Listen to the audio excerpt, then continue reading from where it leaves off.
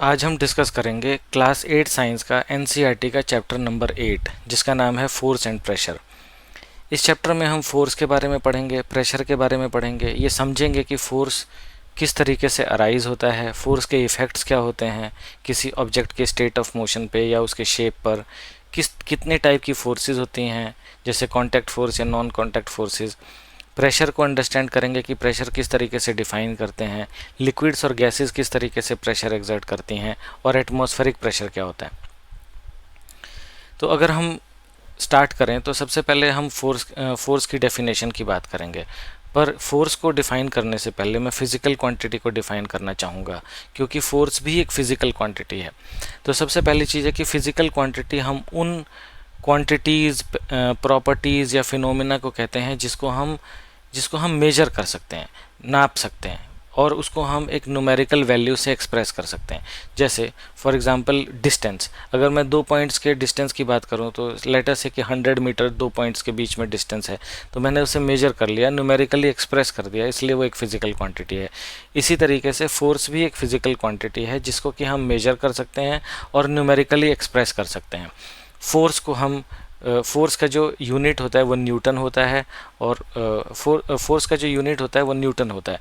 अगर मैं फोर्स की डेफिनेशन की बात करूं तो फोर्स को हम डिफ़ाइन करते हैं कि इट इज़ ए पुश और पुल ऑन एन ऑब्जेक्ट। जब हम किसी ऑब्जेक्ट को अपने से दूर भेजना चाहते हैं तो उसके ऊपर एक फ़ोर्स एक्सर्ट करते हैं जिसको हम पुश बोलते हैं। इसी तरीके से जब हम किसी ऑब्जेक्ट को अपने करीब खींचना चाहते हैं तो हम उस ऑब्जेक्ट पे जो फोर्स लगाते हैं उसको पुल बोलते हैं। तो फोर्स जो है बेसिकली किसी भी ऑब्जेक्ट के स्टेट ऑफ मोशन को चेंज करता है। अगर फॉर एग्जांपल कोई ऑब्जेक्ट रेस्ट पे रखा हुआ है और अगर हम उसके ऊपर फोर्स लगाते हैं तो उसका स्टेट ऑफ रेस्ट जो है वो समाप्त हो जाएगा और वो मोशन में आ जाएगा। इसी तरीके से यदि कोई ऑब्जेक्ट एक यूनिफॉर्म स्पीड में मूव कर रहा है और अगर हम उसके ऊपर फोर्स लगा दें उसी डायरेक्शन में जिस डायरेक्शन में वो ऑब्जेक्ट मूव कर रहा है तो उसकी स्पीड इंक्रीज़ हो जाएगी। और यदि हम फोर्स उसके ऊपर अपोजिट डायरेक्शन में लगाएं, जिस तरफ वो मूव कर रहा है उसके अपोजिट डायरेक्शन में फोर्स लगाएं तो उसकी स्पीड ऑफ मोशन जो है वो डिक्रीज़ हो जाएगी। तो फोर्स जो है क्या करता है कि स्टेट ऑफ मोशन को चेंज करता है किसी भी ऑब्जेक्ट के। अब कभी भी जब दो ऑब्जेक्ट्स या दो बॉडीज़ इंटरेक्ट करेंगी तभी फोर्स एग्जिस्टेंस में आएगा। अदरवाइज़ कोई सिंगल ऑब्जेक्ट अपने ऊपर फोर्स नहीं एक्सर्ट कर सकता। इसके लिए दो ऑब्जेक्ट्स का एक दूसरे से इंटरेक्ट करना बहुत ज़रूरी है। जैसे फॉर एग्जांपल अगर मुझे कोई सूटकेस उठाना है तो मैं उसे लिफ्ट करूँगा, जब तक मैं उसे लिफ्ट नहीं करूँगा तब तक वो खुद से लिफ्ट नहीं होगा। तो इसलिए एटलीस्ट दो ऑब्जेक्ट्स का आपस में इंटरेक्ट करना बहुत ज़रूरी है for the force to come into play. Otherwise force existence में आएगी ही नहीं।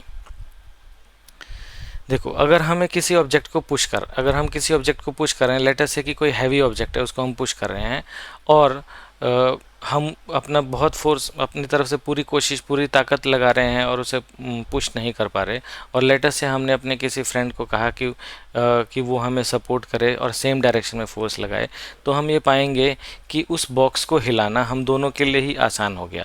यदि हम अकेले उसको पुश करने की कोशिश करते तो वो डिफ़िकल्ट होता। तो इस एग्जांपल से हमें ये पता चलता है कि जब किसी ऑब्जेक्ट के ऊपर सेम डायरेक्शन में दो फोर्सेस अप्लाई की जाती हैं, दो या उससे ज़्यादा फोर्सेस अप्लाई की जाती हैं, तो फोर्सेस जो है ऐड अप हो जाती हैं, मतलब उनका मैग्नीट्यूड ऐड हो जाता है। तो इसकी वजह से हर इंडिविजुअल को कम फोर्स लगाना पड़ता है। लेकिन अगर सिचुएशन कुछ ऐसी हो कि एक पर्सन जो है वो किसी हैवी बॉक्स के ऊपर एक डायरेक्शन में फोर्स लगा रहा है और दूसरा पर्सन जो है उसके अपोजिट डायरेक्शन में फोर्स लगा रहा है, तो उस बॉक्स को मूव करना और भी मुश्किल हो जाएगा। उसका रीज़न ये है कि फोर्सेस जो हैं अपोजिट डायरेक्शन में एक्ट करने वाले फोर्सेस एक दूसरे के इफ़ेक्ट्स को नलीफाई करती हैं, तो हमें एक फोर्स में से दूसरे फोर्स को सब्ट्रैक्ट करना पड़ता है, जिसका नतीजा ये होता है कि ऑब्जेक्ट जो है नेट फोर्स, मतलब सपोज दैट कि पर्सन ए ने ऑब्जेक्ट के ऊपर फोर्स लगाया F1 और पर्सन बी ने उसी ऑब्जेक्ट के ऊपर अपोजिट डायरेक्शन में फोर्स लगाया F2, तो जो नेट फोर्स ऑब्जेक्ट के ऊपर एक्ट करेगा वो F1 माइनस F2 होगा या फिर F2 माइनस F1 होगा, डिपेंडिंग अपॉन कि कौन सा फोर्स बड़ा है, और ऑब्जेक्ट उस डायरेक्शन में मूव करने लगेगा जो बड़े फोर्स की डायरेक्शन है। तो इस तरीके से हमने इस बात को समझा कि किस तरीके से दो फोर्सेस या तो एडअप हो सकती हैं या एक दूसरे के इफ़ेक्ट को कैंसिल कर देती हैं, और जो हमारा ऑब्जेक्ट है उसके ऊपर मल्टीपल फोर्सेस एक्ट कर सकते हैं, और जो ऑब्जेक्ट है उसके ऊपर जो नेट रिजल्टेंट मोशन होता है वो नेट फोर्स के इफ़ेक्ट में होता है, टोटल फोर्स के इफ़ेक्ट में होता है, चाहे वो फोर्सेस ऐड करके ही मिले हमें या फिर हमें सब्ट्रैक्ट करके मिले। अगर हम फोर्स के इफ़ेक्ट्स की बात करें कि फोर्स जो है क्या क्या इफ़ेक्ट्स प्रोड्यूस करता है किसी ऑब्जेक्ट के ऊपर, तो हम ये पाएंगे कि एक फोर्स जो है किसी स्टेशनरी ऑब्जेक्ट को मोशन में ला सकता है। फॉर एग्जांपल, अगर आपके डेस्क पे कोई बुक रखी हुई है और अगर आप उसको पुश करेंगे तो वो स्टेट ऑफ रेस्ट जो है उसका वो चेंज हो जाएगा, स्टेट ऑफ रेस्ट से वो चेंज होकर के मोशन में आ जाएगा। इसी तरीके से यदि कोई ऑब्जेक्ट मूव कर रहा है और आप उस पर उसी डायरेक्शन में फोर्स लगाने लगें या फिर उसी डायरेक्शन में फोर्स लगाने लगें तो उसकी स्पीड बढ़ जाएगी, और अगर उस ऑब्जेक्ट के ऊपर आप अपोजिट डायरेक्शन में फोर्स लगाएंगे, जिस डायरेक्शन में वो चल रहा है उसके अपोजिट डायरेक्शन में, तो उस ऑब्जेक्ट की स्पीड धीरे हो जाएगी। तो हमने ये भी देखा कि किसी ऑब्जेक्ट के न सिर्फ स्टेट ऑफ रेस्ट को फोर्स चेंज करता है बल्कि स्टेट ऑफ मोशन को भी चेंज कर देता है, या तो उसकी स्पीड को इंक्रीज़ कर देता है या फिर उसकी स्पीड को डिक्रीज़ कर देता है। इन दोनों के ही अलावा फोर्स जो है किसी ऑब्जेक्ट की स्पीड को भी चेंज कर सकता है और डायरेक्शन को भी चेंज कर सकता है। जैसे फॉर एग्जांपल, जब एक बॉलर, एक क्रिकेटर एक बैट्समैन की तरफ बॉल फेंकता है तो बैट्समैन जो है उसे अलग अलग दिशाओं में डिपेंडिंग अपॉन कि उसने किस तरीके से बैट का फेस ओपन किया है, अलग अलग दिशाओं में उसको हिट कर सकता है। तो यहाँ पर क्या हो रहा है कि बॉल की स्पीड भी चेंज हो जाएगी और उसका डायरेक्शन ऑफ मोशन भी चेंज हो जाएगा। तो फोर्स जो है जो कि बैट्समैन ने उस बॉल पे एक्सर्ट किया, उस फोर्स ने बॉल की स्पीड को भी चेंज कर दिया और बॉल की डायरेक्शन को भी चेंज कर दिया। तो यही बेसिकली किसी ऑब्जेक्ट की स्टेट ऑफ मोशन में चेंज होता है। तो फोर्स इतने सारे इफेक्ट्स प्रोड्यूस कर सकता है। इसके अलावा अब हम डिस्कस करते हैं कि फोर्स जो है न सिर्फ ऑब्जेक्ट्स की स्टेट ऑफ मोशन को चेंज कर सकता है बल्कि उसकी शेप को भी चेंज कर सकता है। जैसे फॉर एग्जांपल, घरों में जब लेडीज़ आटा गूंथती हैं तो उसमें वो आटे के ऊपर जब फोर्स लगाती हैं तो यहाँ पे आटे का स्टेट ऑफ रेस्ट या स्टेट ऑफ मोशन चेंज नहीं हो रहा बल्कि उसकी शेप चेंज हो रही है।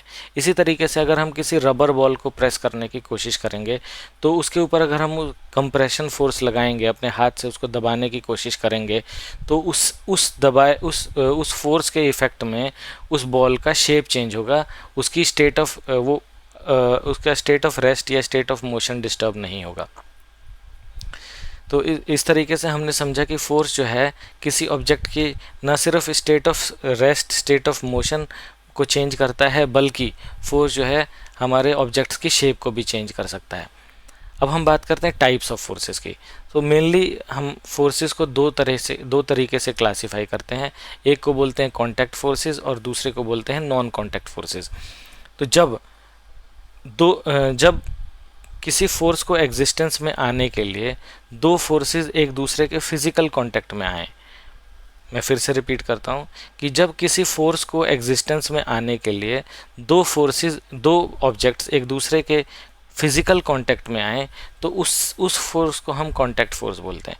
मतलब सिंपल भाषा में मतलब कि यदि मैं डोर को ओपन करना चाहता हूँ तो उस डोर को मैं अपने हाथ से पकड़ूंगा और उसे अपनी तरफ पुल करूँगा, या फिर अगर मैं किसी बुक को पुश करना चाहता हूँ तो मैं उस बुक को अपने हाथ से अपने से दूर पुश करूँगा तो वो बुक जो है मुझसे दूर चली जाएगी। तो इस तरह की फोर्सेस जो कि तभी अराइज होती हैं जब दो ऑब्जेक्ट्स एक दूसरे के फिजिकल कांटेक्ट में आते हैं, तो उन फोर्सेस को हम कांटेक्ट फोर्सेस बोलते हैं। इसका सबसे जो पॉपुलर एग्जांपल है वो है मस्कुलर फोर्स। तो जब हम फॉर एग्जांपल, जैसे मैंने पहले भी इस एग्जांपल को दिया कि हम किसी डोर को ओपन करना चाहते हैं या फिर हम किसी ऑब्जेक्ट को लिफ्ट करना चाहते हैं या फिर हम किसी बुक को पुश करना चाहते हैं, तो हमारी मसल्स की एनर्जी जो है वो फोर्स में कन्वर्ट होकर के उस ऑब्जेक्ट के ऊपर लग रही है। तो इस तरीके की ये जो मस्कुलर फोर्स है ये भी एक कॉन्टैक्ट फोर्स है और ये हमारी मसल सप्लाई करती हैं।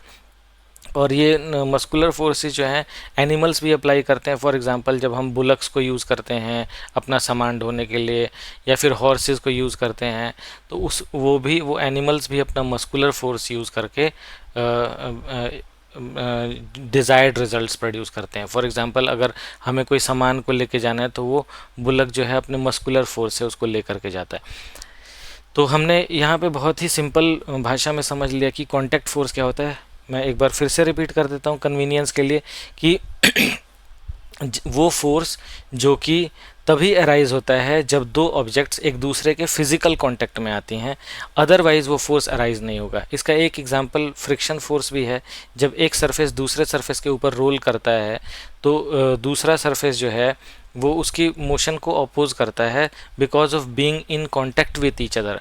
तो उसको, और ये जो फ्रिक्शन फोर्स होती है ये कोशिश करती है कि ऑब्जेक्ट जो है धीरे धीरे धीरे धीरे स्लो डाउन होकर के रुक जाए, मतलब उसकी स्पीड ऑफ मोशन को डिक्रीज करना चाहती है। तो फ्रिक्शन फोर्स और मस्कुलर फोर्स ये दो कांटेक्ट फोर्सेस हैं। इसके अलावा अगर हम नॉन कांटेक्ट फोर्सेस की बात करें तो पहले मैं चाहूँगा कि इसको डिफाइन करूँ। तो नॉन कांटेक्ट फोर्सेस वो फोर्सेस होती हैं जो कि एग्जिस्टेंस में आती हैं without two objects coming in contact with each other. मतलब बिना सबसे पहले तो हम जानते हैं कि फोर्स जो है तभी अराइज होता है जब दो ऑब्जेक्ट्स इंटरेक्ट करते हैं। लेकिन यहाँ पर जो नॉन कांटेक्ट फोर्सेस के केस में जो इंटरेक्शन है उस इंटरेक्शन में फिजिकल कांटेक्ट नहीं होता। मतलब दो ऑब्जेक्ट्स एक दूसरे के ऊपर फोर्स एक्सर्ट करते हैं बिना फिजिकल कांटेक्ट में आए हुए, तो उस टाइप की फोर्सेस को हम नॉन कांटेक्ट फोर्सेस बोलते हैं। इसके एग्जांपल्स हैं मैग्नेटिक फोर्स। अब ये जो मैग्नेटिक फोर्स होता है हमने देखा है कि दो बार मैग्नेट्स जो हैं वो एक दूसरे के उनके अपोजिट पोल से एक दूसरे को अट्रैक्ट करते हैं।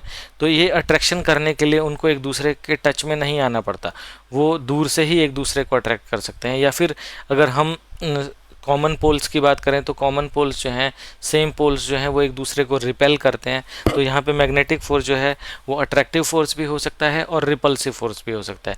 इसी तरीके से इलेक्ट्रोस्टैटिक फोर्स है।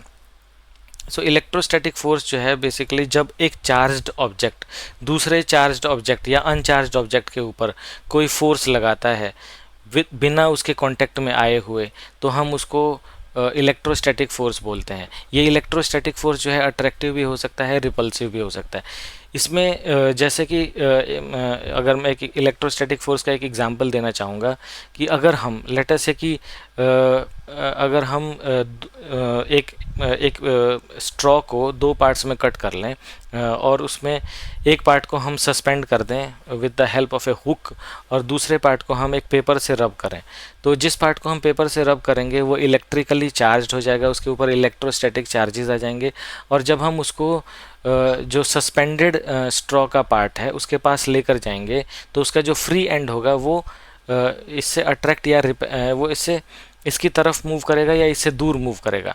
सो अगर हमने सस्पेंडेड स्ट्रॉ को भी इलेक्ट्रिकली चार्ज कर रखा है, उसको भी पेपर से रब करके इलेक्ट्रोस्टैटिक चार्जेस उसके ऊपर उसको इलेक्ट्रिकली चार्ज कर रखा है, तो वो रिपेल होगा। और अगर सपोज दैट कि हमने जो सस्पेंडेड स्ट्रॉ है उसको हमने चार्ज नहीं किया तो हमारा जो हमारा दूसरा स्ट्रॉ का पार्ट है वो उसको अट्रैक्ट करेगा। इसी तरीके से ग्रेविटेशनल फोर्स भी जो है वो एक नॉन कांटेक्ट फोर्स का एग्जांपल है। ग्रेविटेशनल फोर्स जो है वो हमेशा अट्रैक्टिव होती है। हम ये देखते हैं कि कोई भी ऑब्जेक्ट ग्राउंड की तरफ, अगर हम फॉर एग्जांपल हमने एक बुक को हाथ में ले रखा है और हम उस बुक को छोड़ दें तो वो ज़मीन की तरफ अपने आप ही अट्रैक्ट हो जाती है। तो ये एक ग्रेविटेशनल फोर्स का एग्जांपल है। मतलब अर्थ जो है हर दूसरे ऑब्जेक्ट को अपनी तरफ अपने सेंटर की तरफ अट्रैक्ट करती है, ये ग्रेविटेशनल फोर्स होता है। और न सिर्फ अर्थ, इस यूनिवर्स में जितने भी बॉडीज़ हैं जिनके पास मास है वो दूसरे ऑब्जेक्ट्स जिनके पास मास है उसको अपने सेंटर की तरफ अट्रैक्ट करते हैं। तो ये ग्रेविटेशनल फोर्स है। ये तीनों ही फोर्सेस जो हैं वो नॉन कांटेक्ट फोर्सेस के एग्जांपल्स हैं। अब हम अगर बात करें प्रेशर की, तो प्रेशर को हम डिफाइन करते हैं फोर्स पर यूनिट एरिया। जब हम किसी ऑब्जेक्ट के ऊपर फोर्स लगाते हैं तो वो जो हम फोर्स एक्सर्ट कर रहे हैं, लेट अस से कि हमने 10 न्यूटन का फोर्स लगाया और एरिया जो है वो 5 मीटर स्क्वायर एरिया है। तो जो ये 10 न्यूटन का फोर्स 5 मीटर स्क्वायर एरिया के ऊपर एक्ट कर रहा है, तो अगर हम इसमें एक यूनिट एरिया के ऊपर उस फोर्स का इफ़ेक्ट मेजर करना चाहें तो उसको हम प्रेशर बोलेंगे। मतलब हम प्रेशर को डिफाइन करते हैं force divided by area on which the force is acting. तो अगर कोई लेटर से कि 10 न्यूटन का फोर्स 5 मीटर स्क्वायर एरिया के ऊपर एक्ट कर रहा है, तो एक मीटर स्क्वायर एरिया पर कितना फोर्स एक्ट कर रहा है, इसको हम प्रेशर बोलते हैं। तो अगर हम जैसे कि इक्वेशन से देख सकते हैं कि प्रेशर जो है वो है फोर्स डिवाइडेड बाय एरिया। तो क्योंकि प्रेशर एरिया के इन्वर्सली प्रोपोर्शनल है, एरिया जो है वो डिनोमिनेटर में है, तो अगर एरिया बड़ा होगा तो प्रेशर कम हो जाएगा, अगर एरिया छोटा होगा तो प्रेशर ज़्यादा हो जाएगा। पर प्रेशर जो है वो फोर्स के डायरेक्टली प्रोपोर्शनल है, तो मतलब अगर फोर्स बढ़ेगा तो प्रेशर भी बढ़ जाएगा। तो इसी फिनोमिना को हम यूज़ करके बहुत सारे, जैसे फॉर एग्जांपल हम जो अगर हमें कोई नेल को वुडन प्लैंक में इंसर्ट करना है, तो उसका जो इंसर्शन पॉइंट होता है उसको हम पॉइंटेड बनाते हैं, ताकि जो हम उसके हेड के ऊपर प्रेशर एक्सर्ट करें वो कंसंट्रेट हो जाए एक पॉइंट के ऊपर, और उसको वुडन प्लैंक में इंसर्ट होने में आसानी हो। इसी तरीके से अगर हम किसी भी सब्ज़ी को या फल को ब्लंट नाइफ से कट करना चाहेंगे तो वो कट नहीं होगा, लेकिन अगर हम शार्प नाइफ से कट करेंगे तो इजीली कट हो जाएगा, क्योंकि जो हम फोर्स उस पर अप्लाई करेंगे वो जो नाइफ का शार्प एज होगा उसके ऊपर कंसंट्रेट हो जाएगा, जिसकी वजह से, क्योंकि एरिया कम हो जाएगा, एरिया कम होने की वजह से वहाँ का प्रेशर बढ़ जाएगा। तो प्रेशर बढ़ने की वजह से उसको वेजिटेबल है या फ्रूट है उसको कट करना आसान हो जाएगा। अब हम बात करते हैं कि लिक्विड्स भी प्रेशर एक्सर्ट करते हैं। तो लिक्विड्स में क्या होता है कि जो इनके मॉलिक्यूल्स होते हैं, सॉलिड के कंपैरिजन में लिक्विड के मॉलिक्यूल्स जो हैं वो मूव करते रहते हैं काफ़ी वेलोसिटी के साथ। तो जब ये जिस भी अपने कंटेनिंग जो भी इसका कंटेनर होता है जिसमें लिक्विड रखा हुआ है, उस कंटेनर की वॉल्स के ऊपर ये प्रेशर एक्सर्ट करते हैं because of movement of the molecules, movement continuously. तो वो कंटिन्यूसली इसके मॉलिक्यूल्स जो है वो इन मोशन रहते हैं। और गैसेस के केस में क्या होता है कि उसके मॉलिक्यूल्स तो मोशन में भी रहते हैं और साथ में गैस की एक्सपैंड करने की भी टेंडेंसी होती है, तो जिसकी वजह से वो उस कंटेनर के वॉल्स के ऊपर प्रेशर एक्सर्ट करता है जिस कंटेनर में उसको कंटेन करा हुआ है। तो हम यहाँ इन एग्जाम्पल से हमने ये समझा कि जो हमारे लिक्विड्स होते हैं वो भी अपना जो कंटेनर है उसके कंटेनर के चारों तरफ प्रेशर एक्सर्ट करते हैं सभी डायरेक्शंस में। और हम जितने ही किसी भी लिक्विड में, लेटर से अगर हम लिक्विड की बात करें, तो हम जितना ही डीप जाएंगे वहाँ पे प्रेशर उतना ही बढ़ता चला जाता है। इसी तरीके से गैसेस भी प्रेशर एक्सर्ट करती हैं, जैसा कि हमने डिस्कस कर ही लिया कि कोई भी गैस होती है उसको वो चाहती है कि एक्सपैंड करके मैक्सिमम अवेलेबल वॉल्यूम को एक्वायर कर ले।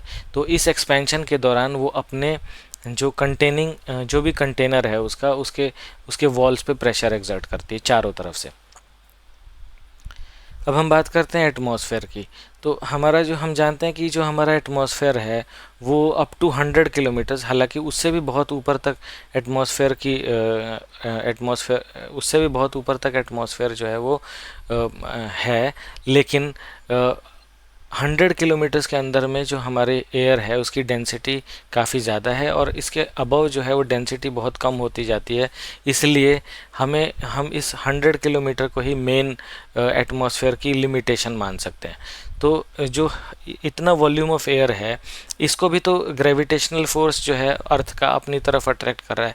तो क्योंकि इनका ग्रेविटेशनल फोर्स है, इसका भी वेट है, तो इस वेट की वजह से किसी भी सरफेस के ऊपर ये जो हवा है वो एक प्रेशर एक्सर्ट करती है। क्योंकि अगर हम किसी भी यूनिट एरिया पर अगर हम लेटर से कि हम अर्थ सरफेस की बात कर रहे हैं, तो अगर हम किसी भी एटमॉस्फेयर का कोई एक टुकड़ा कट कर लें, एक यूनिट कट कर लें, एक क्रॉस सेक्शन ले लें, तो वो हमारे अर्थ के सरफेस पर प्रेशर एक्सर्ट करेगा बिकॉज उसका अपना वज़न है, इसकी वजह से वो प्रेशर एक्सर्ट करेगा। पर जब हम उस प्रेशर को एक यूनिट एरिया पे, उस फोर्स को जब हम एक यूनिट एरिया पे कंसीडर करते हैं तो उसको हम प्रेशर बोलते हैं। अच्छा, इसमें हम कुछ चीज़ें और हमें नोट कर लेनी चाहिए कि जैसे सी लेवल पे जो प्रेशर होता है वो 1,01,325 पास्कल्स होता है। अच्छा, क्योंकि हमने प्रेशर को डिफाइन करा है फोर्स अपॉन एरिया, तो इसका यूनिट हो जाएगा न्यूटन पर मीटर स्क्वायर, जिसको हम पास्कल भी बोलते हैं और PA से रिप्रेजेंट करते हैं। अब क्योंकि हम अर्थ पे रहते हैं, अर्थ पे ही रहते हैं सारा टाइम, और हमारे ऊपर अप टू 100 किलोमीटर एटमॉस्फेयर का एक्सपेंशन है, तो इतना सारा जो गैसेस हैं, इन गैसेस का अपना वेट भी है। तो उस वेट की वजह से हमारी बॉडी के ऊपर भी बहुत बहुत बड़ी मात्रा में प्रेशर पड़ता है, परंतु हमारी बॉडी उस प्रेशर के इफ़ेक्ट में क्रश नहीं होती। इसलिए नहीं होती क्योंकि हमारी बॉडी के अंदर जो फ्लूइड्स हैं वो भी उस पे अपोजिट डायरेक्शन में फोर्स एक्सर्ट करते रहते हैं, प्रेशर एक्सर्ट करते रहते हैं, जिसकी वजह से ये प्रेशर बैलेंस आउट हो जाता है और हमारी बॉडी जो है वो एक्सप्लोड नहीं करती, या हमारी बॉडी जो है वो क्रश नहीं हो जाती इस प्रेशर के इफ़ेक्ट में। तो इस चैप्टर में हमने फोर्स के बारे में पढ़ा, फोर्स की डेफिनेशन को समझा, ये समझा कि फोर्स एग्जिस्टेंस में आता किस किस वजह से है, फोर्स क्या क्या इफ़ेक्ट्स प्रोड्यूस कर सकता है। हमने पढ़ा कि कांटेक्ट फोर्सेस और नॉन कांटेक्ट फोर्सेस क्या होती हैं। हमने प्रेशर को पढ़ा, हमने प्रेशर के फॉर्मूले को पढ़ा। हमने ये पढ़ा कि लिक्विड्स और गैसेस क्या प्रेशर एक्सर्ट करती हैं और किस रीजंस की वजह से वो प्रेशर एक्सर्ट करते हैं। हमने समझा कि एटमॉस्फेरिक प्रेशर क्या है। तो जस्ट एक रिमाइंडिंग के लिए मैं बता देना चाहता हूँ फिर से कि फोर्स एक फिज़िकल क्वांटिटी है जिसको कि हम एज ए पुश और pull on an object define करते हैं। ये दो ऑब्जेक्ट्स के इंटरेक्शन की वजह से एग्जिस्टेंस में आता है, और ये जो है एक वेक्टर क्वांटिटी है जिसका जो है जिसका जो है मैग्नीट्यूड भी होता है और डायरेक्शन भी होता है। मतलब हम जब किसी भी फोर्स की बात करते हैं तो हमें ये डिफ़ाइन करना पड़ता है कि कितने मैग्नीट्यूड का फोर्स एक्ट कर रहा है और किस डायरेक्शन में एक्ट कर रहा है। Thank you very much.